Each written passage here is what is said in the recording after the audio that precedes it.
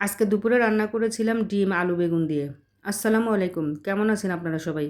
চলে আসলাম রান্নার আরও একটা নতুন ভিডিও নিয়ে। আজকে রান্না করব আলু বেগুন দিয়ে ডিম। ডিমগুলো সিদ্ধ করে খোসা ফেলিয়ে একটু লাল করে ভেজে নিচ্ছি।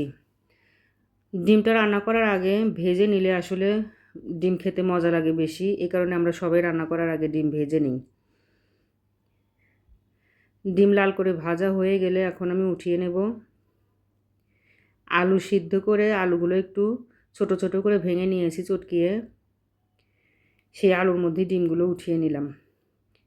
ডিম ভাজা একই তেলের মধ্যে দিয়ে দিলাম পেঁয়াজ কুচি আর তেজপাতা, বেরেস্তা বানিয়ে লাল করে উঠিয়ে নেব ফোড়ানি বাটা করার জন্য। ফোড়ানি বাটা করার জন্য আমি জিরা ভেজে আগেই উঠিয়ে নিয়েছি, এখন তেজপাতা আর এই বেরেস্তাগুলো উঠিয়ে নেব। পরিমাণ মতো পানি দিয়ে নেব। পানির মধ্যে কাঁচামরিচ ফালি করে রেখেছিলাম। মশলা কষানোর জন্য পানি দিয়ে এখন স্বাদ মতো লবণ দিলাম, হলুদের গুঁড়া, ধনিয়ার গুঁড়া, মরিচের গুঁড়া, জিরা আর পেঁয়াজ বেটে রাখা একসাথে।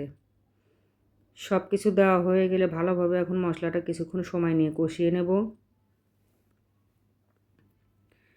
বাচ্চারা ডিম রান্না করলে খেতে খুবই পছন্দ করে।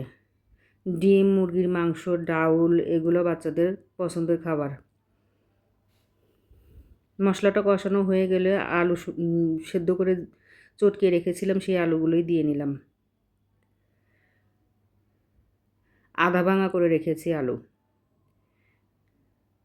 বেগুনগুলো আমি আগেই দেব না, আলু কষিয়ে কিছুক্ষণ সময় নিয়ে আলু কষিয়ে আলুতে ঝোল দিয়ে দেব। এখন পরিমাণ মতো ঝোলের পানি দিয়ে নিলাম। ঝোলের উপরে আমি দিয়ে দেব বেগুনগুলো।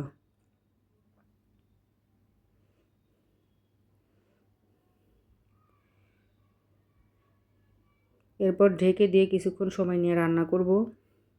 বলক উঠলে তখন দিয়ে দেব ডিম।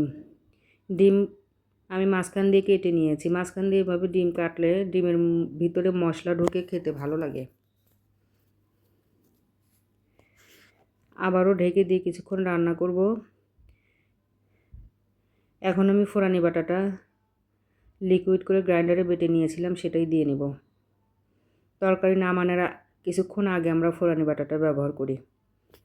ফোড়ানি বাটা দিয়ে আবারও কিছুক্ষণ রান্না করলেই আমার আজকের ডিম আলু বেগুনের তরকারি একদম রেডি। আল্লাহ হাফেজ।